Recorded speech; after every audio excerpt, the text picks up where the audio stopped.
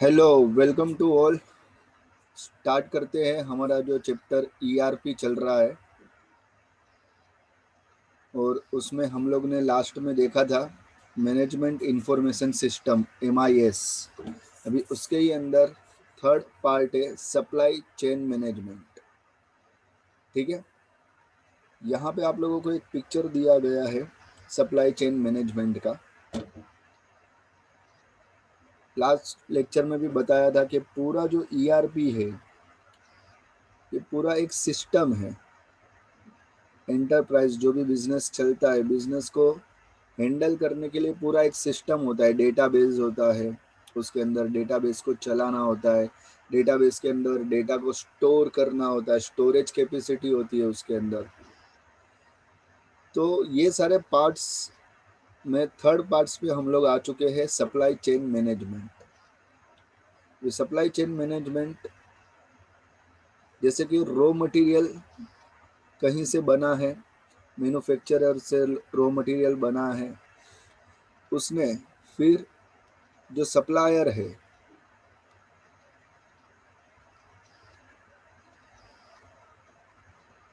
Supplier को goods दिया है और वो गुड्स फिर डिस्ट्रीब्यूशन को मिला है। डिस्ट्रीब्यूशन से लेके जो भी रिटेलर है, रिटेलर को मिला है और रिटेलर से लेके कंज्यूमर तक पूरा गुड्स चले गया है। तो ये पूरा एक सप्लाई चेन मैनेजमेंट सिस्टम कहा जाता है। अभी ये सप्लाई चेन मैनेजमेंट को हम लोगों को पूरा डेटा स्टोर करना है ईआरपी में। तो पूरा डेटा हम लोग स्टोर कैसे कर सकते? तो अभी जो नया अपडेट हुआ है ईआरपी में वो हुआ है क्लाउड पर, यानी ऑन इंटरनेट ईआरपी का एक सर्वर बनेगा और उस सर्वर में सारे डेटा मौजूद हो जाएंगे। उस सर्वर को एक्सेस भी कुछ लोगों की परमिशन के द्वारा ही किया जा सकता है। एक बिजनेस ने अपने क्लाउड पर पूरा एक क्लाउड परचेस किया है और उस क्लाउड को इंटरनेट के थ्रू क्लाउड पर बहुत बड़ा एक स्टोरेज परचेस कर लिया है। उस स्टोरेज के अंदर पूरा डेटा, रॉ मटेरियल कहाँ से मिलता है और किस कस्टमर को, किस रिटेलर तक गुड्स गया है, ये पूरा ही डेटा उसके अंदर स्टोर किया जा सकता है। पहले थोड़ा पढ़ लेते हैं। ये पूरा एक सॉफ्टवेयर पैकेजेस रहता है और उसमें पूरा ही डेटा वगैरह स्टोर होता है। पहले थोड़ा पढ़ लेते हैं। Supply chain management. The supply chain consist of all the activity associated with moving goods from the supplier. आप लोगों को बता दूं एक एग्जांपल के साथ। फॉर एग्जांपल कि आप एज अ कस्टमर अमेजोन से कुछ प्रोडक्ट परचेस करते हो और उसके बाद आपने परचेस कर लिया और आपके घर पे डिलीवरी आने तक वो हर एक गुड्स कहाँ से निकला है, कहाँ तक पहुँचा है, ये पूरे गुड्स की आपको इन्फॉर्मेशन मिलती रहती है कि आपके घर पर डिलीवरी कौन सी डेट पर होगी, कौन से ड्यूरेशन में होगी। वहाँ पे टाइम आवर भी लिखा जाता है कि आफ्टरनून, मॉर्निंग में होगा, आफ्टरनून में होगा। तो ये पूरा एक जगह पर पहले तो स्टोर किया जाता है। ये पूरा लोकेशन स्टोर होता है ऑल ओवर वर्ल्ड। पूरा लोकेशन एक जगह पर स्टोर किया जाता है सर्वर पर, क्लाउड पर। ये ग्लोबली कनेक्ट होता है।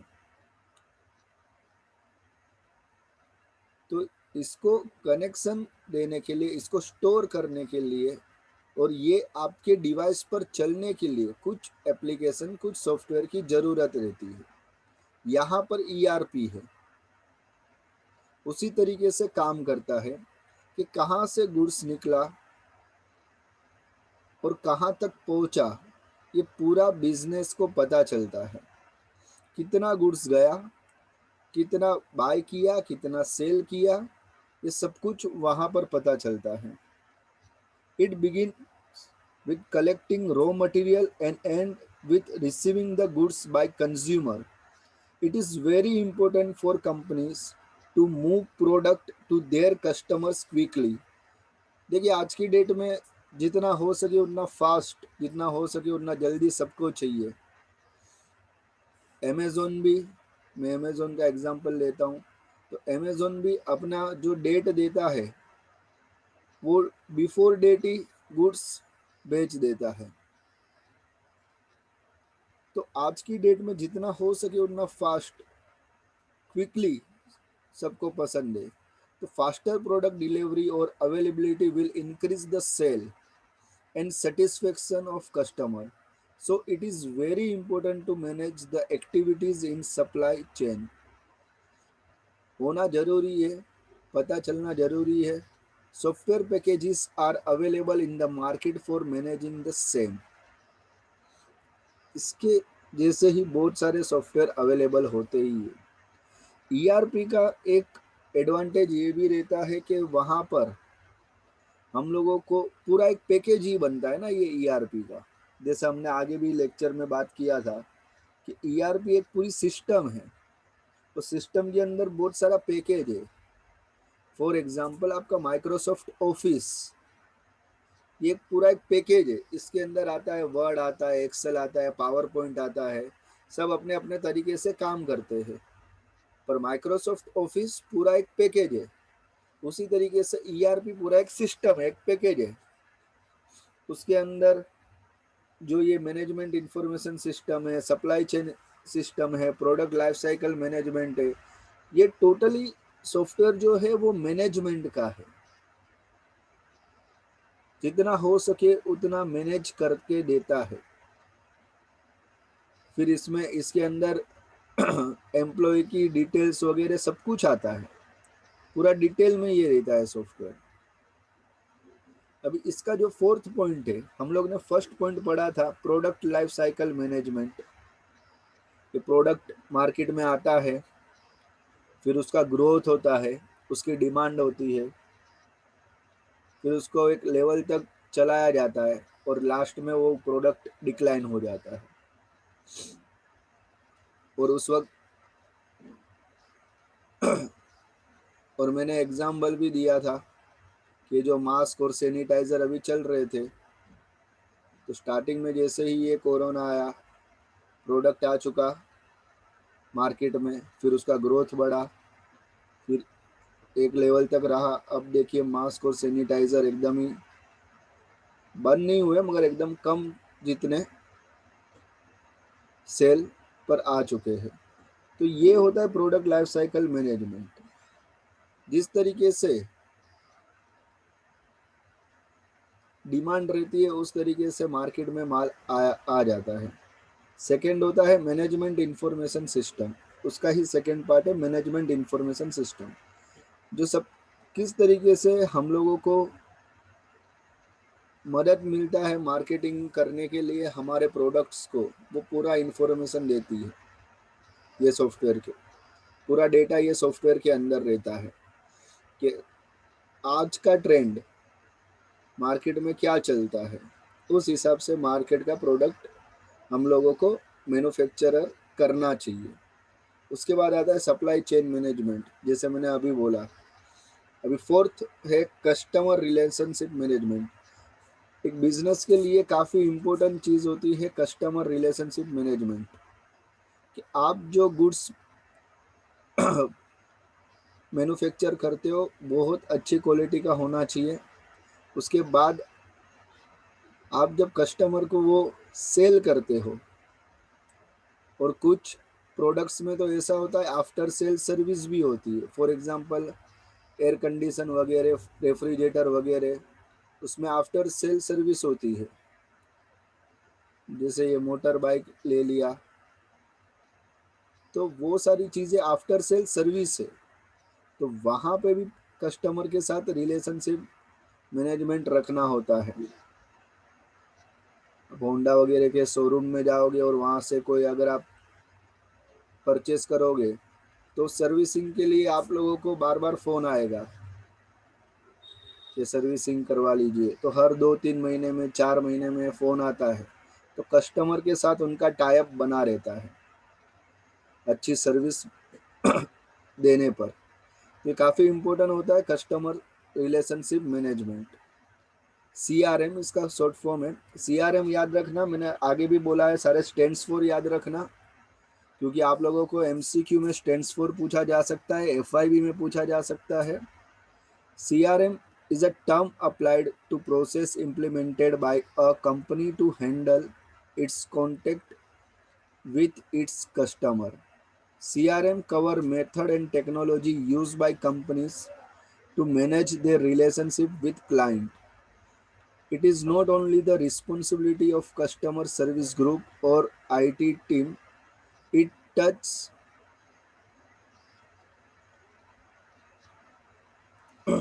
it touch all major part of enterprise. अभी देखो आप लोगों को यहाँ पर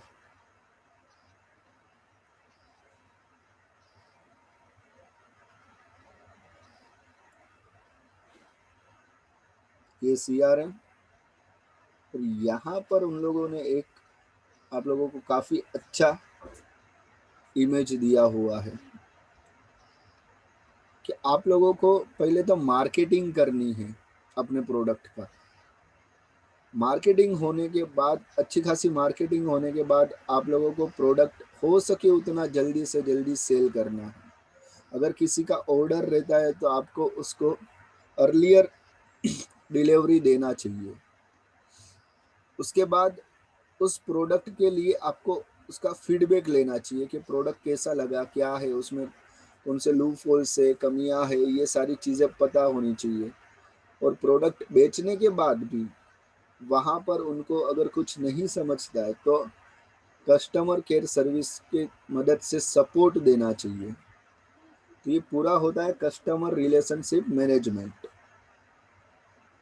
इट इंक्लूड्स, यहाँ पर था मैं, it includes the capture, storage, analysis of customer information. The data gathered is a part of CRM must consider customer privacy and data security. Customers want the assurance that their data is not shared with the third party without their consent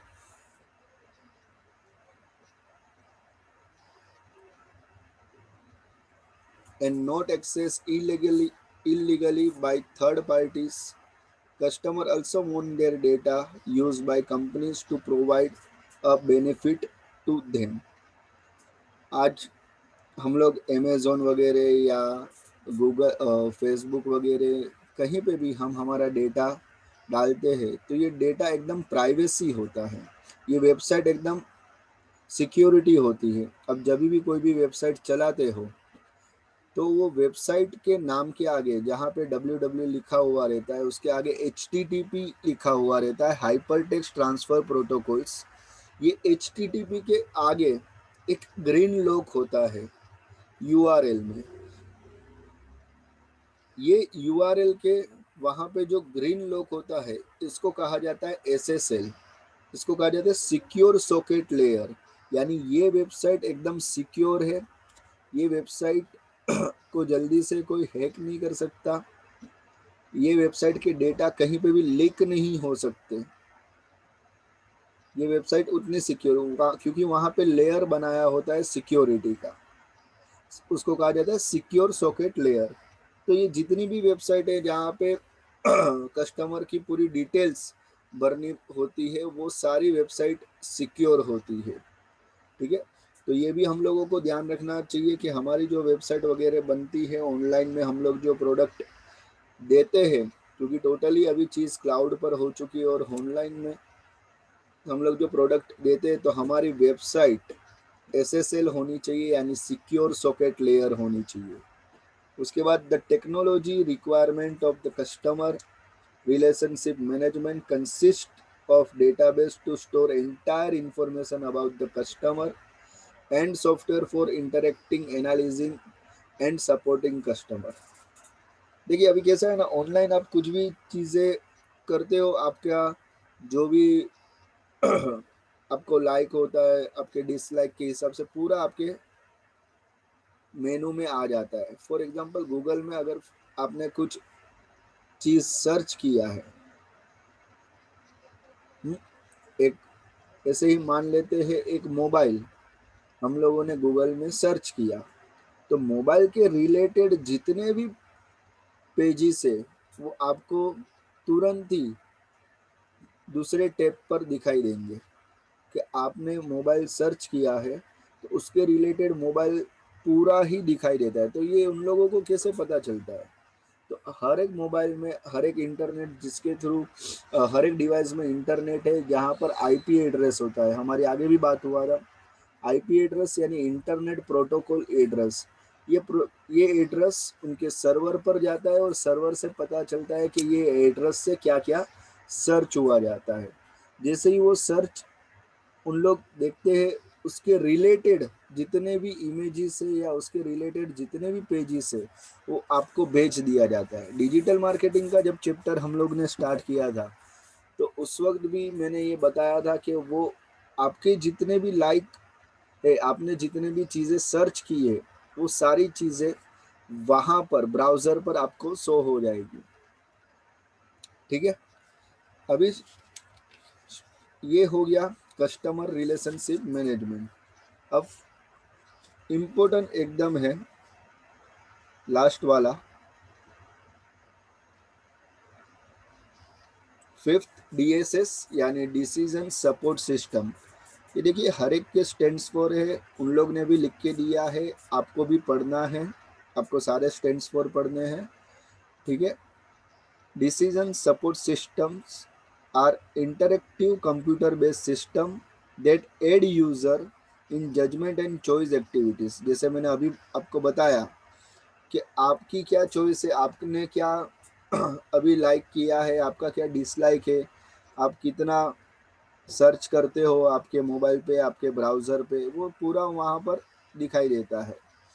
it is a computer program application that analyzes business data and presents it so that user can make business decision more easily. DSS focus on providing help in analysis situation rather than providing right information in the form of various types of report. DSS needs a strong database management system, provide a support decision making। देखिए यहाँ पर आपको काफ़ी अच्छे से पता चलेगा। Input data यानी जो एंड यूज़र से हम लोग देते हैं, हम लोग कुछ भी सर्च करते हैं, इनपुट डेटा से डेटाबेस में जाता है, डेटाबेस में वो स्टोर हो जाता है, डेटाबेस से वो सॉफ्टवेयर पर जाता है, मतलब उनके जो सॉफ्टवेयर होते हैं उन पर जाता है। फॉर एग्जांपल कि अगर मैंने यहाँ पर से कोई भी एक चीज़ सर्च की है, वो उनके डेटाबेस में स्टोर हो जाएगा और डेटाबेस से उनके सॉफ्टवेयर पे यानी सर्च इंजन पे चले जाएगा और सर्च इंजन से वहाँ पर से पता चलेगा कि ये जो यूज़र है, एंड यूज़र है, इन्होंने क्या क्या चीज़ें सर्च की है। तो ये होता है डीएसएस। अभी है 6.8 फंक्शन ऑफ डीएसएस। ये पूरा आप लोगों को ओमिट करवा चुके हैं, आप लोगों को है ही नहीं।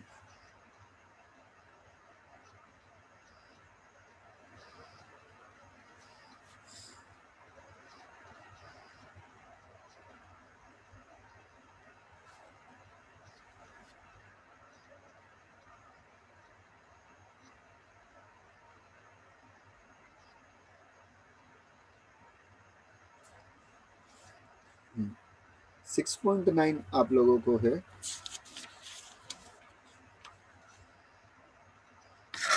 6.9 और 6.10 ये दोनों ही आपको है सिलेबस में।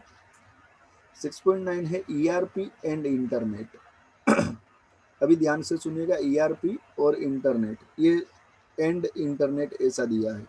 New trend in ERP development and use involves vendor making the software available to client companies on the internet. देखिए पहले ऐसा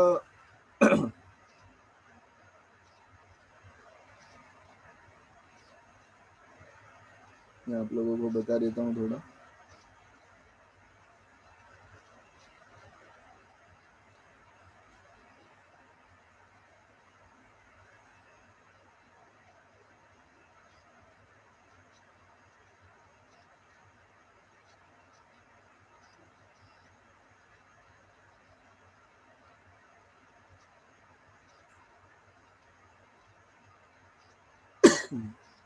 यहाँ पे आ जाइए।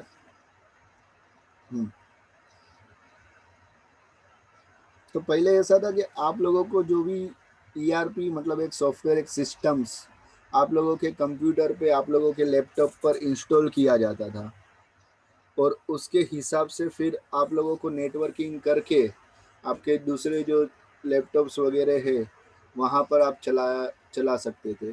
अभी कैसा है कि ईआरपी को क्लाउड पर डाल दिया है, इंटरनेट पर आ गया है। मतलब अगर एंड यूज़र जो भी क्लाइंट है, जो एंड यूज़र पीसी है, वो इंटरनेट के थ्रू सब कुछ यूज़ करेगा, इंटरनेट के द्वारा सब कुछ यूज़ करेगा, ताकि उसके कंप्यूटर की, उसके लैपटॉप की, उसके डिवाइस की स्टोरेज बच जाए।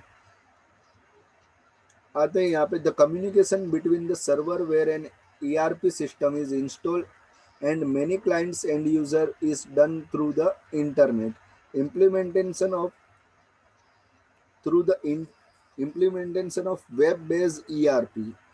वेब बेस्ड ईआरपी ये इसको कहा जाता है, इंटरनेट पे जो यूज होता है उसको वेब बेस्ड ईआरपी कहा जाता है।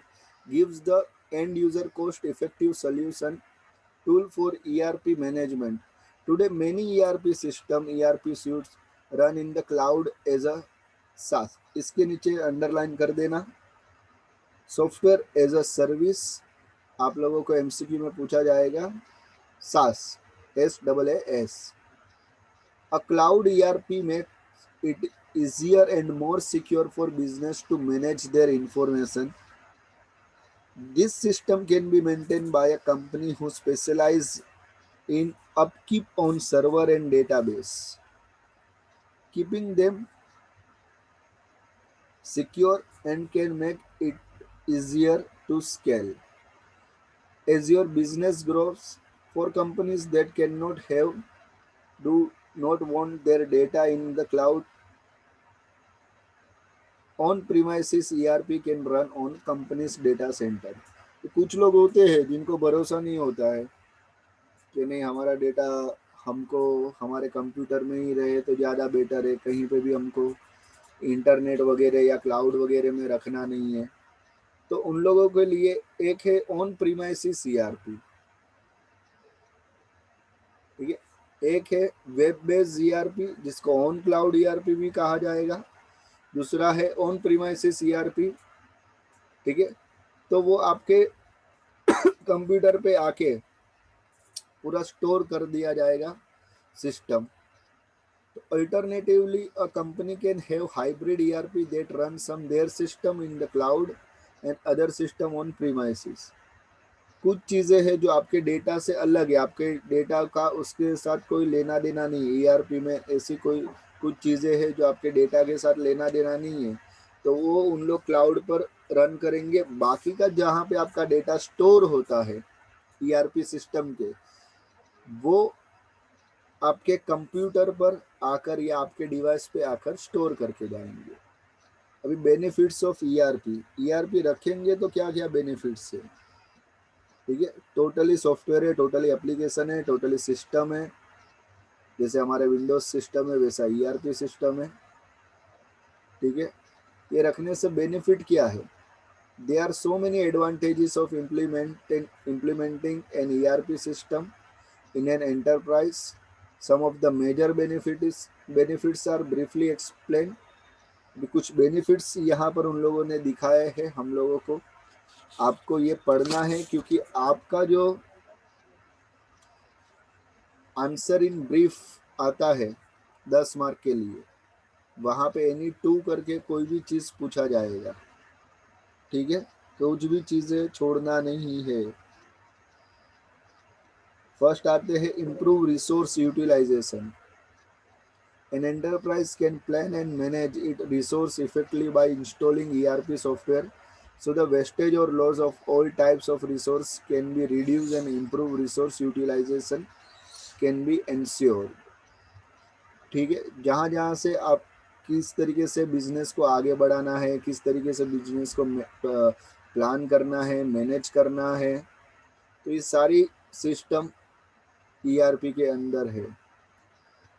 बेटर कस्टमर सेटिस्फेक्शन, और किस तरीके से हम लोग अच्छा दे सके देखिए ब्रांड बना सके हमारे बिजनेस का, तो उसके लिए कस्टमर का सेटिस्फेक्शन काफ़ी ज़रूरी होता है। कस्टमर सेटिस्फाई होना चाहिए कि नहीं, यहाँ पर काफ़ी अच्छा प्रोडक्ट और सर्विस मिलता है।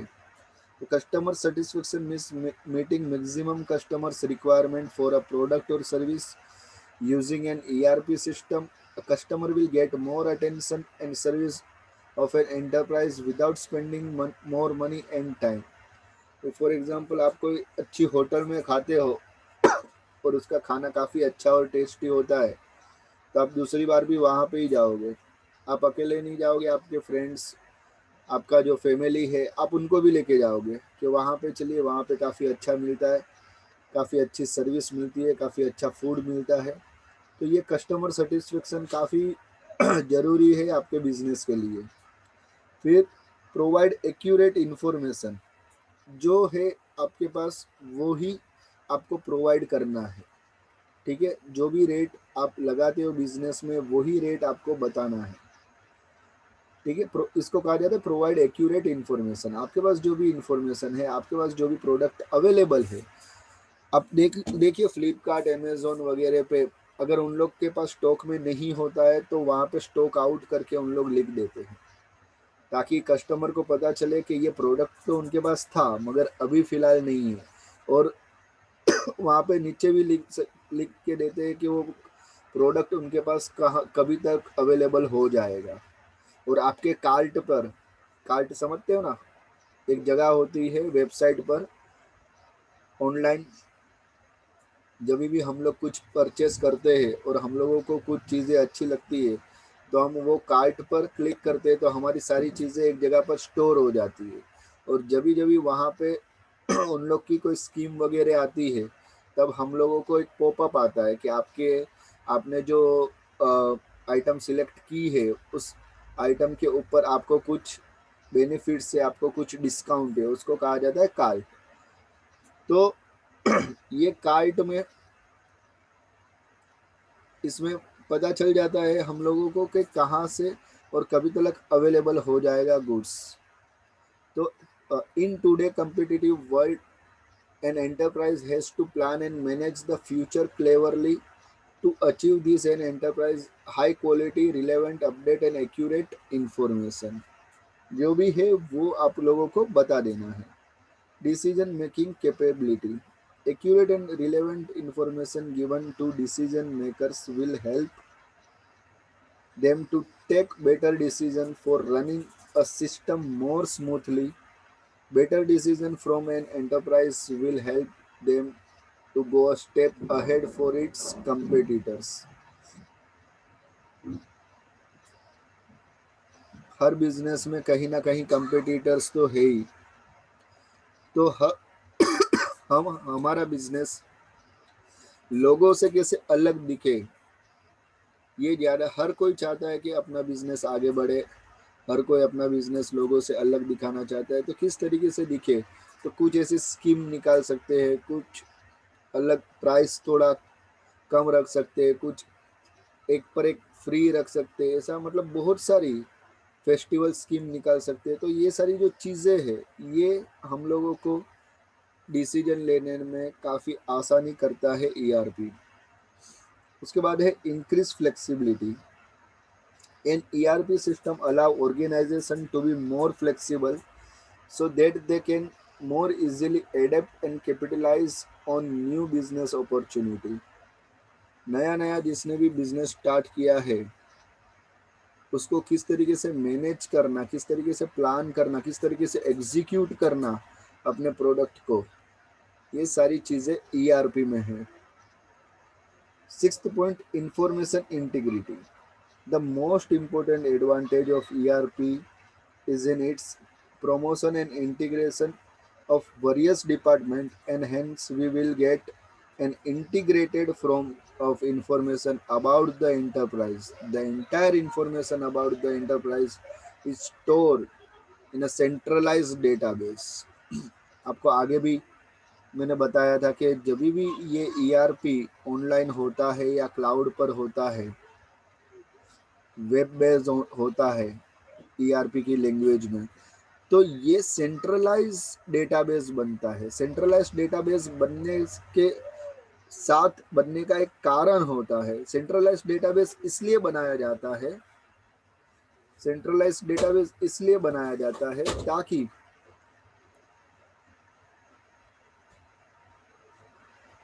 सेंट्रलाइज डेटाबेस इसलिए बनाया जाता है ताकि कोई भी डिपार्टमेंट से कोई भी उसको एक्सेस कर सकता है। फॉर एग्जांपल हमारा जो बिजनेस चल रहा है, वहाँ पे परचेस डिपार्टमेंट है, सेल्स डिपार्टमेंट है, अकाउंट डिपार्टमेंट है, पेमेंट डिपार्टमेंट है, रिसिप्ट डिपार्टमेंट है। तो ये सारे अलग अलग डिपार्टमेंट रखे हैं जो पूरा बिजनेस को हैंड ओवर करता है, पूरे बिजनेस को संभालता है। तो परचेस डिपार्टमेंट से कुछ कुछ मैन्युफैक्चर कुछ चीज़ें परचेस की हुई है या परचेस हम लोग ने किया है, तो वो कितना परचेस किया है उसका कुछ डेटा अगर सेल डिपार्टमेंट वाले को चाहिए तो वहाँ पर मिल जाता है। तो ये इसलिए सेंट्रलाइज रखा जाता है कि कभी कभी कुछ डेटा अलग अलग डिपार्टमेंट में चाहिए रहता है, तो तुरंत ही एक्सेस हो जाता है।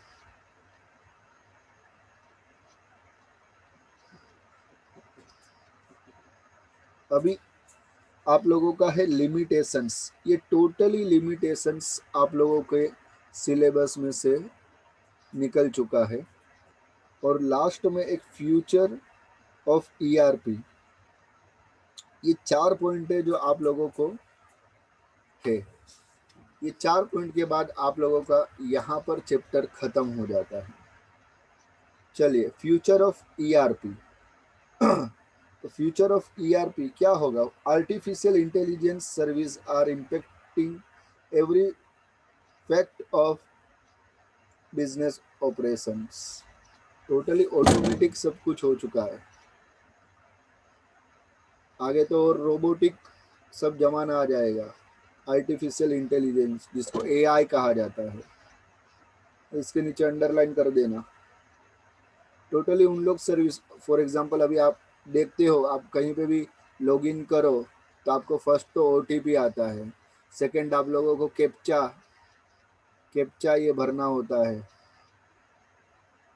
समझ रहे हो? तो ये सारी चीज़ें आर्टिफिशियल इंटेलिजेंस के लिए होती है जो सर्विस प्रोवाइड करते हैं। Second, the concept of machine learning is going to revolutionize ERP. It will help business to achieve high level of automation. अभी कैसा हो जाता है कि हम लोग गूगल पे, पेटीएम, ये सारी चीज़ें आ चुकी है जो टोटली मशीन लर्निंग है। हमारा बैंक अकाउंट उसके रिलेटेड कनेक्ट है। हमने हमारे बैंक अकाउंट को लिंक दिया है गूगल पे से, पेटीएम से, यानी हम लोगों को कहीं पे भी कैश विड्रॉ करने की ज़रूरत नहीं होती है। हम लोग ने उसका एक बारकोड को स्कैन किया, हमारे अकाउंट से डेबिट हो जाता है, या हमने किसी को अपना बारकोड दिया तो हमारे अकाउंट में क्रेडिट हो जाता है। ये टोटली मशीन लर्निंग है। फिर है एम्बेडेड बिजनेस। एम्बेडेड का मतलब होता है कंट्रोलिंग करना। Embedded business intelligence, analytic and data management, features built into ERP will be next future ERP. अभी टोटली बिजनेस को कंट्रोल करने के लिए तुरंत आपको जो भी क्वेरी है आप ईआरपी में डालिए, आपको तुरंत उसका सल्यूशन मिल जाएगा। आपका जो टारगेट रहे, आपका बिजनेस कहाँ तक बढ़ाना है, आपको किस प्रकार का प्रोडक्ट में क्वालिटी चाहिए, ये सारी चीज़ें ये टोटली फ्यूचर ईआरपी के लिए है। अभी जो पैकेज बनता है, अभी जो सॉफ्टवेयर है उसमें नहीं है, ये आने वाला है। ऐसा यहाँ पे बताया गया है। There will be more ERP transaction triggered by sensors. देखिए सेंसर्स भी आजकल ज़्यादा यूज होने लगे, हमारे मोबाइल में भी काफ़ी सेंसर्स है। और सैमसंग ने तो बीच में ऐसा फ़ोन निकाला था कि जहाँ पे आप वीडियो देख रहे हो और आपकी आंख लग जाती है तो वीडियो भी बंद हो जाता है। तो ये सेंसर्स काफ़ी यूज़फुल है आने वाले समय में। एक्सटर्नल सिस्टम और device, by sensor and external system और डिवाइस। तो ये चारों पॉइंट फ्यूचर ईआरपी के लिए है। यहाँ पर आप लोगों को दिया है, इसको कैंसिल नहीं किया है इसलिए पढ़ाया है। बाकी जो ओमिट करवा दिया है आपके सिलेबस में नहीं है, ठीक है। एक बार फिर से हम लोग पूरा ईआरपी देख लेते हैं।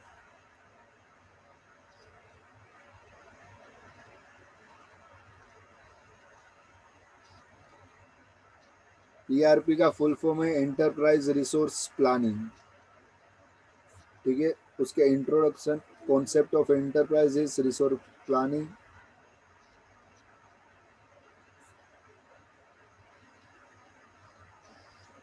फिर फंक्शन ऑफ ईआरपी। फर्स्ट है financial model, second manufacturing module, third है प्रोडक्शन प्लानिंग मॉड्यूल और फोर्थ है एचआर मॉड्यूल। ये फिफ्थ है inventory control module, six purchasing module, marketing module और sales and distribution module. Ninth है क्वालिटी मैनेजमेंट मॉड्यूल्स। ये आपको सारे याद रखने हैं क्योंकि आपको एफआईबी में पूछा जाएगा, एमसीक्यू में पूछा जाएगा। उसके बाद आता है ERP and related technology. ERP के सारे मॉड्यूल्स आते हैं, मतलब ये सारे ईआरपी के अंदर, ईआरपी जो पैकेज है उसके अंदर ये सारे मॉड्यूल है, यानी ये सारे एप्लीकेशन, ये सारे सॉफ्टवेयर्स है। उसके बाद उसके रिलेटेड टेक्नोलॉजी कि वो किस तरीके से वर्क करेगा। तो product life cycle management, PLM, ये जितना भी साइड में शॉर्ट फॉर्म लिखा हुआ है ये आप लोगों को ध्यान में रखना है। मैं तीसरी बार बोल रहा हूँ। Management information system, supply chain management system, customer relationship management system, decision support system. 6.8 omit है आप लोगों का।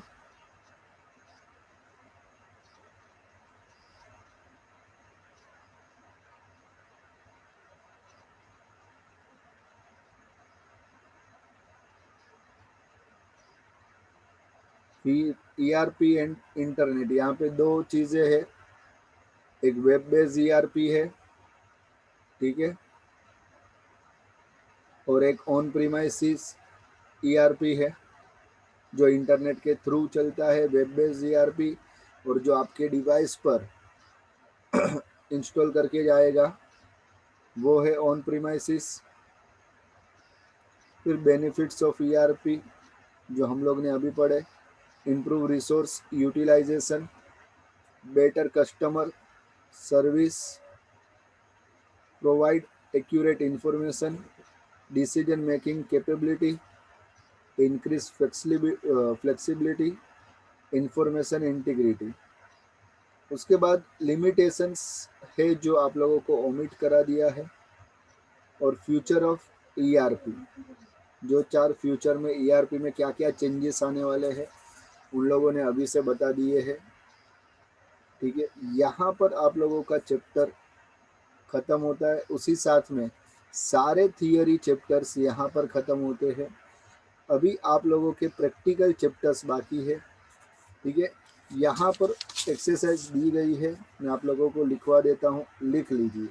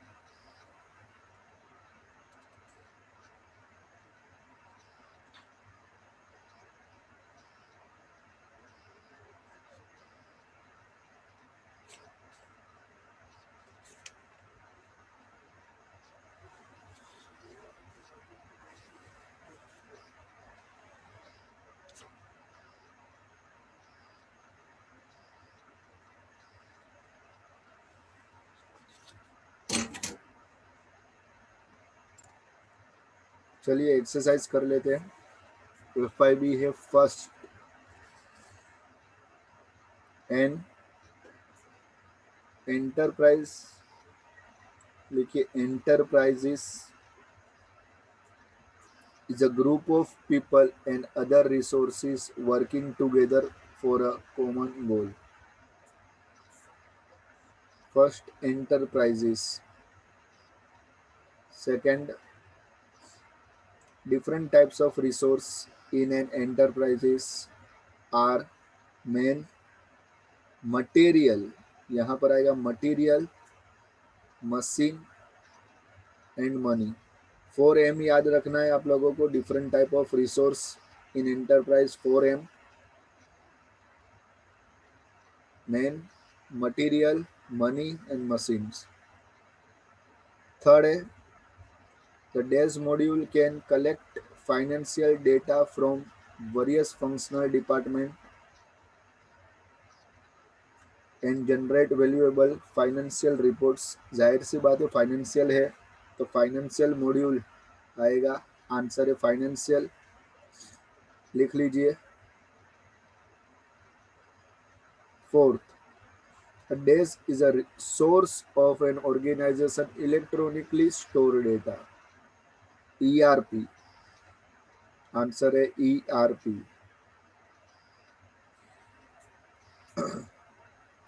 अभी है ट्रू और false. First, planning helps to improve future performance of an organization। True. Second, MIS implemented by a company to handle a contact with its customer। False। कोई ज़रूरत नहीं होता है MIS को हैंडल करने के लिए।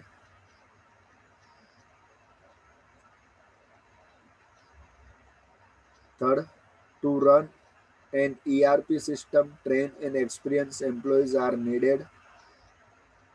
True।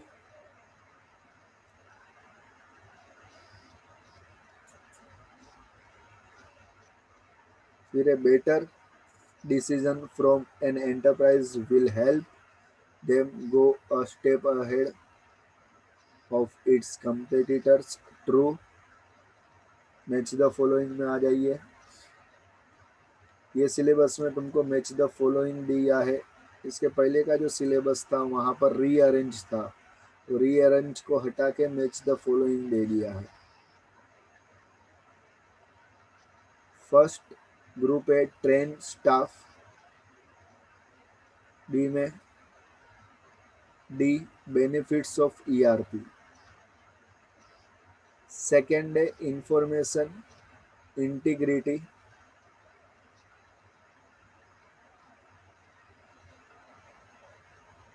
लिखिए A sorry C ERP technology. Information integration integrity जैसे अभी पढ़ा हम लोग, सेंट्रलाइज डेटा होता है जहाँ से जिसको भी इंफॉर्मेशन चाहिए, कोई भी डिपार्टमेंट का इंफॉर्मेशन चाहिए, मतलब जो बिजनेस में एक डिपार्टमेंट से दूसरे डिपार्टमेंट को इंफॉर्मेशन चाहिए तो उन लोग मिल जाएगा, तो ERP टेक्नोलॉजी।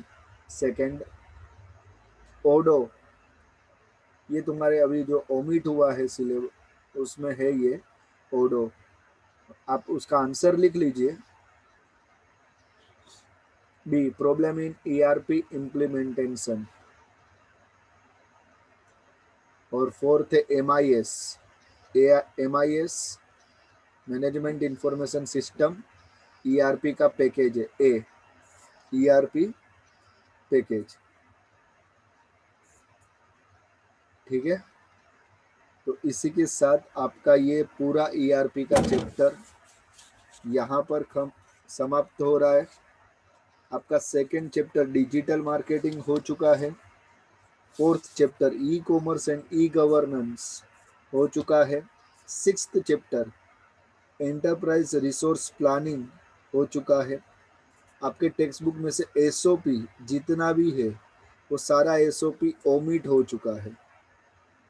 ठीक है, अब हम लोग नेक्स्ट लेक्चर में फर्स्ट चैप्टर करेंगे एडवांस वेब डिज़ाइनिंग, जिसका भी HTML मैंने स्टार्टिंग में भी बोला था, बीच में भी बोला, अभी भी बोल देता हूँ HTML की प्रैक्टिस स्टार्ट कर दीजिएगा। यहाँ पर CSS है, HTML के साथ आपको CSS करना पड़ेगा। टोटली न्यू कॉन्सेप्ट है आप लोगों के लिए, ठीक है। फर्स्ट चैप्टर स्टार्ट करेंगे नेक्स्ट लेक्चर में, एडवांस वेब डिजाइनिंग, पूरा टोटली कोडिंग है। और अभी सारे चैप्टर्स प्रैक्टिकली बचे हैं, प्रैक्टिकल करेंगे। Okay, thank you.